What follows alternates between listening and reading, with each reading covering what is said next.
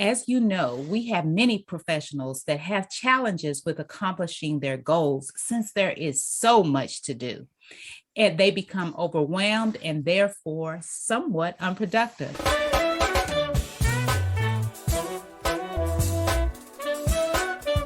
Welcome to the Empowerment Zone with Ramona Houston, where we zone in on Black and Brown relations and our journey to empowering our communities.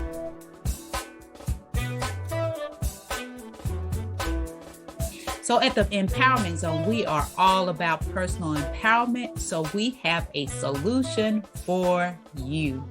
Today, we're going to have a great conversation with Michelle Thompson, who is a coach and scholar about her business, Resistant Vision.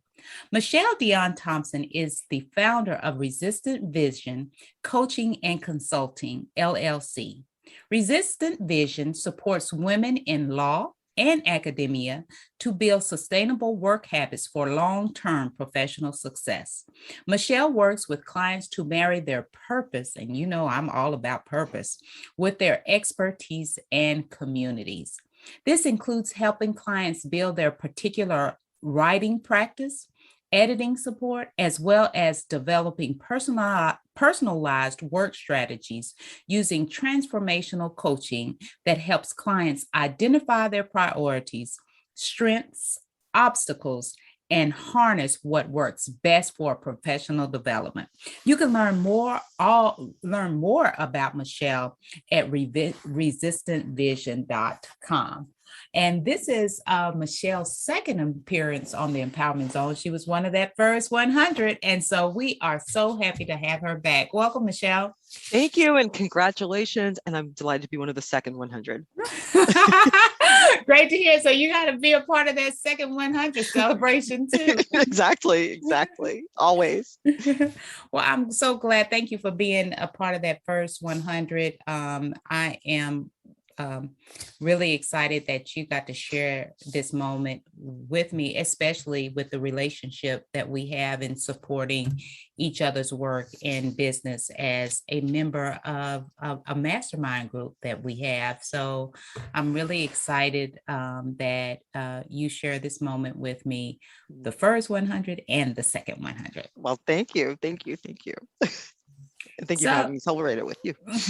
Yes. So tell us, as we always start with the Empowerment Zone, we always want to hear a little background about who we are getting our advice from and who we're listening to. So can you tell us a little bit about your personal and professional background so that our audience can get to know who you are? Absolutely. I don't quite remember what I said last time, but I've had these. I work with lawyers and academics because I actually practiced law for 7 years, and then I earned a doctorate. And I love the work I do in both of these fields. As I was leaving law, I devised systems that I rely on to this day, and I work with clients on as well, that actually have meant the world of difference to me, because I was negotiating collective bargaining agreements. That can be like a 24/7 enterprise if you let it. But I actually figured out how to, one of the most stressful things for lawyers, for example, is actually dealing with clients on a day-to-day basis. It's ironic. It's a bitter irony. Yes. Right. We want the clients. We love our clients, and it can be really challenging. And what I found myself doing was setting limits with myself. I set up boundaries, and I would never have articulated it at that time. Anyhow, there was a process of setting up boundaries that is something that I actually use to this day. And when you're doing doctoral work, especially since after your coursework, it's just unlimited. It feels like unlimited time, right? You wake up, you can get your cup of coffee at your local coffee shop. Before you know it, it's noon. Oh dear, I'm hungry. Oh, I haven't written today, right? It's just, and you have to, and it's back to this question of boundaries. And so that's so much of what I've done in my professional life. And that's so much of what I help clients with in the present. And it's not boundaries necessarily out there, right? You can say it's with the clients, it's with the this, it's with the that, but it's often boundaries with ourselves. Mm-hmm. I don't know if I quite answered your question, but Yes. that's some of the background about what I do and why I do it. Yes. So let's talk about these boundaries. So you figured out through working in academia and working in law that you had to set boundaries. Well, how did the boundaries move toward resistant vision? How did that help you develop that concept? So the boundaries that I set, what I learned how to do as a lawyer was to say, here are the hours you can talk to me so I can negotiate these collective bargaining agreements, because the collective bargaining agreements are actually what's going to get you what you want. And for me to say, okay, hi PTA, I know you want me all involved in all the things, but here are the limited hours I'm going to do this. I have to write the dissertation, right? But then when I was working then when I started to work as a coach and build my own business, what became very apparent is that, everything else, again, it's like your life, you throw your life up and you see what falls, right? And once again, everything else can grab at your time, and you feel fine, like you keep saying, I don't have time to fill in the blank, right? But after I got my doctorate, I was thinking about going on the academic job market, and I actually had to set aside time to create a writing sample and set aside time to publish.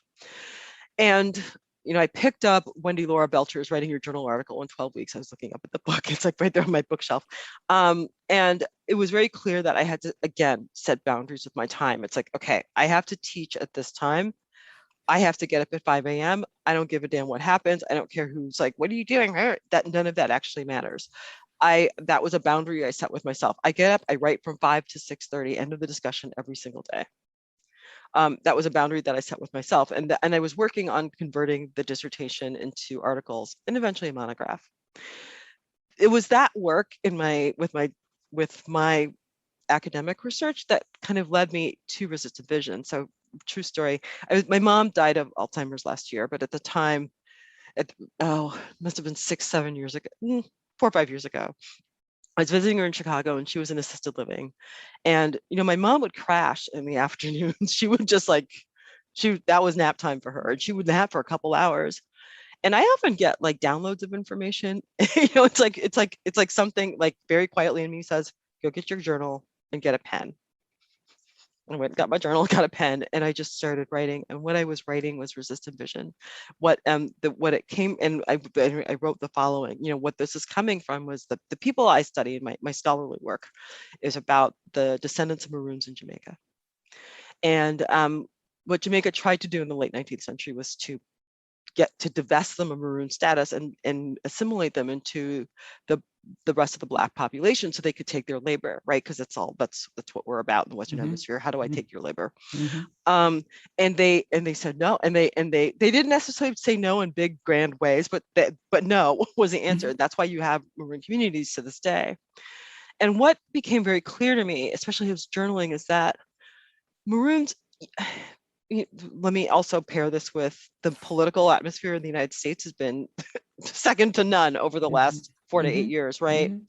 And I got really irritated with gay marriage. I thought, what's interesting about GLBTQ communities is that we display a lot of flexibility in terms of the kinds of relationships we want and who we want, and we're actually really good at articulating what we want those to look like, that don't necessarily follow very, very narrow prescriptions.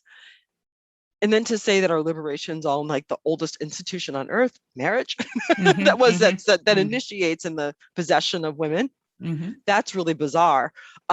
And I thought, and I in my mind had been thinking, wow, we really gave up a liberation movement for a right that's much more limited than the liberation struggle. I say all of that because what became really clear to me about the Maroons is that they were really clear about their vision, and all of their resistance served their vision. And that vision, which I'm writing about in my monograph, was very much to realize what they perceived as the promise of the original treaty, to pretty much be in control of Jamaica from Falmouth, which is an hour west no, an hour east of Montego Bay, all the way down to the South Coast. That's a lot of land, right? But that was the vision. That was the vision that they had in mind. And the way that they deployed resistance in the late 19th century was only to further that vision. They didn't necessarily communicate that with Jamaica. They didn't communicate that to Britain, but every single action they took moved that along. And I was like, that is what we have to do in this country. That's where we need to go. We need to have a bigger vision of what we want in this country. It's not just about abortion. It's just not about gay marriage and all the things, right? It is about like, what is the liberation that we want for people? What does it mean to be fully liberated? That's what Resistant Vision was born in part because the clients I work with take on these unbelievable projects, right? They're talking about like how to work with Indigenous communities. They are, all sorts of really amazing things. And forgive me, the dog is a lot to say. And I think it's so, especially at the moment of this climate emergency, I like to have my clients actually realizing what their resistant vision is and to actually fit it into this larger notion of what we're doing in the world. That's what fueled resistant vision. And that's what I was like downloading for pages and pages and pages. And I was like, oh man, it's dinner time. I have to stop. But that's what it really came to me. And that's what resistant vision was born from. That is a great story about your whole process in discovering your professional purpose through resistant vision. Is that it's a combination of your research, your professional experience, your personal experience, all combined into one to providing a solution for other professionals, particularly women. Yeah. So tell us exactly what resistant vision is. Do you want to get she's not just he or she, the dog is not distracting me, but do you want to get them? Because it seems like it's distracting you. And she has a lot to say. Yeah, I'm going to put us on pause right quick. Okay, no, I'm back. Okay. You look like you were a little irritated. All right. Yes, I'd be happy to tell you about resistant vision. Yes. Well, okay. So resistant vision is about creating synergy between global concerns and daily life for academics and lawyers, right? It's that our careers are not just about grasping for the next rung on the professional ladder. Because I think as lawyers, as academics, it's like, I'm going for tenure, I'm going to get partner, right? It's just the next thing. It's just the next thing, right? It's about internal gratification. It's about sovereignty of mind, body, and soul to create a sustainable workplace, family, community, and world using your expertise. That's what this is about. This is about making sure that you are first, because without you, it's not possible. Exactly. And that's a great vision for resistant vision, helping people connect with their purpose and creating boundaries so that they can do the work and not become overwhelmed. Exactly. So tell us, what kind of services do you provide? Coaching? I mean, who are your ideal clients, and who should be reaching out to you if they're interested in becoming a part of your client base, resistant vision? Who are you reaching? So I work with lawyers, and I work with academics, and I work with people who know that they want their work to count for so much more. People who know that it's not just about the rigmarole of just the next thing, but you may not be able to figure out how to make that leap, right? And that's who I'm reaching for. And the ways in which I work, like on the academic side, we'll start there. I work with people who they have so many really amazing ideas, but they're all sitting on their computer and they can't figure out how to get it sent out to be published, right? Because your ideas in academia aren't, they don't have the valence that you want them to have unless they're published. So you need to get them off of your computer and into the hands of a publisher. And there are many reasons why you may not do it, right? It's not right. It's not perfect. It's not original, right? We have all of these stories. For lawyers, it really is about providing the resources to do the professional work you love to do, to really be with your clients and have the space to do that work, Mhm. and to be able to build the professional relationships with your colleagues and with other people so that you can really thrive in the field. And all of this is about, like, and when you're able to do all of this, you are really able to craft your vision and make sure that your work is actually really feeding that vision. So I have a writing program called Your Right Crew for academics, but I also do lots of regular coaching, like the strategizing, setting deadlines, accountability. But I've also fallen completely in love with emotional freedom technique, which is actually tapping on acupuncture points on your face and torso. And it is remarkable in what it does for people. I have moved people off of addictions to sugar and alcohol.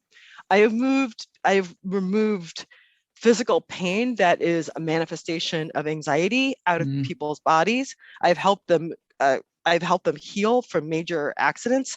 I have moved imposter syndrome, all sorts of, like, why does it work that way? It's because we're actually getting to the fight or flight response that many of us have, right? And you end up working on something you have no idea what you have no idea what it has to do with the price of peas in Paris, but all of a sudden you can sit down and write. All of a sudden you can set boundaries with yourself and with others, right? And you can do it in a loving way. You don't, not necessarily like, get out of my face. That's not necessarily what it is, right? But you're actually, you have the ability to flexibly do what you want to do. So that is another modality that I use with people to actually, when I find that people are like, it's like, okay, we're gonna do EFT, and then we're gonna strategize. So what did you learn that technique? What could you what did you emotional freedom technique? It's yes. It's what's the word? It's often known as tapping. Where did I learn it? I learned it. If you have a coach that doesn't have a coach, you may want to give them the side eye. Right. But my business coach, she had someone in her program who was a practitioner of EFT. And so one year I signed up with her because I wanted to move my particular fears about money. And so we worked on that for about 6 months. And she actually called those of us who were clients of hers into learning how to be practitioners of EFT. And so that's what I've been doing for the past year and a half, in addition to everything else. But yes. Great. So now tell us the name of the writing program again. Your Right Crew, WRITE. Yes. Okay. And then can you tell us a little bit about the program that you have for attorneys? So for both academics and attorneys, I have both.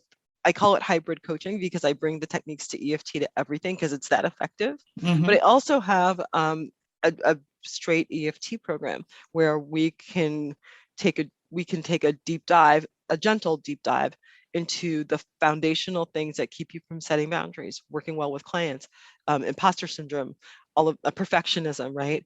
And we will use the techniques of emotional freedom technique, and we will clear those underlying issues so you can go ahead and have the professional life you want. And that's what all of us want, right? Exactly. We want purposeful and fulfilling professional careers and lives without the noise telling us that we can't do it. So anything else you want to share with us about Resistant Vision? No, but you should go to the website and check it out because it's pretty awesome. Yeah, so let's give our audience some calls to action. What should they do?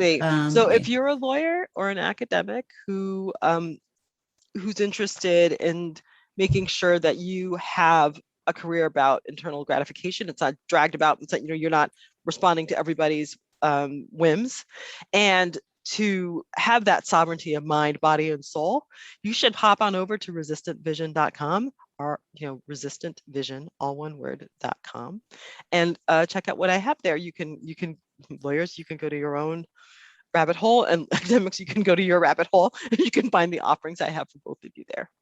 Do you have any events coming up? I will. So a couple of things. If you sign up for my newsletter, I actually have, as a thank you gift, a 5 days of getting rid of stress thank you gift for you. So you should sign up and take advantage of that. But I'm also going to be doing I think it's like this, I should know this off the top of my head. If I'm correct, it's the 16th, 17th, 18th, and 19th of October. I'm going to be calling people into, no, the 15th through 18th. I'm going to be calling people into doing a free writing weekend with me, where you're going to get a one-day writing retreat. I'm going to give you a writing challenge, and I'm going to do a writing workshop with you, so you can actually get a sense of the kind of tools that you can deploy to get the stuff off of your computer and over to a journal. I love it. I need to get on that writing retreat. I need to sign up. Okay, well, stay tuned. Will do. Yes. Will do. Well, I'm so happy to hear about this evolutionary growth, professional growth into resistant vision coaching and consulting, and seeing the impact that you're making on the community, specifically women. And because we all, or I shouldn't say we all, but most of us have some challenges, particularly women, with trying to please everybody and do right, we're trained everything. To do that. Yes, please, so we can't make ourselves and our work front and center. Yes. And we earn less money. We don't get the raises. Yes. Our careers are less satisfying because our health suffers because of that. Yes. Yes. And we really need to put ourselves first, like when you're on the airplane, what do they say? Save yourself first. Put on your oxygen mask before you help others. Yeah. So resistant vision is your oxygen mask. I heard that. So you all please go to resistantvision.com to learn more about how Michelle can help you develop more fulfilling and prosperous careers and professional lives. Thank you so much for joining us today. Oh, thank you for having me, Ramona.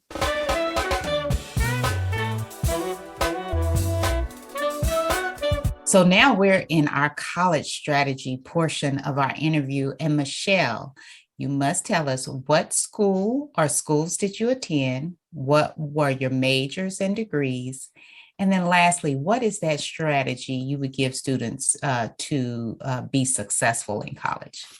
Okay, well, I went to Grinnell College in Grinnell, Iowa, where I majored in political science. Then I went to University of Iowa for law school. And then I went to NYU and I earned a master's and a PhD in history. And what I would say for people going to college is this. This is a time, in part to get you to shift into adulthood, into learning to really explore. Professors will provide you with a set of guidelines. It's called the syllabus, right? And sometimes they'll have assignment descriptions. And what it's incumbent upon you to do is to read it and engage with it, because that's where the professor is going to lay out their expectations for the course, what to do and when to do it, and to really try to do what they lay out in that syllabus. To really, before you ask a whole bunch of questions, just try to do it.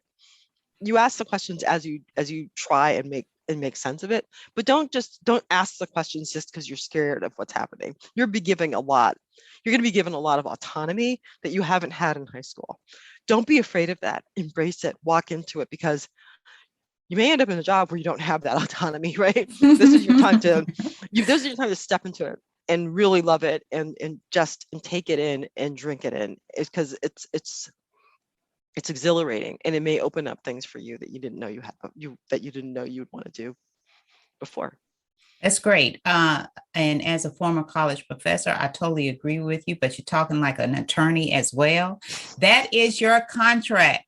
Read that syllabus. The professors are very clear on what the expectations are for their class. So if you follow that contract, that syllabus, you will excel in that class. Mm-hmm. And so make sure that you read it and take it to heart as you do the requirements for that class. And exactly. Like Michelle stated, you're going to have a lot of freedom.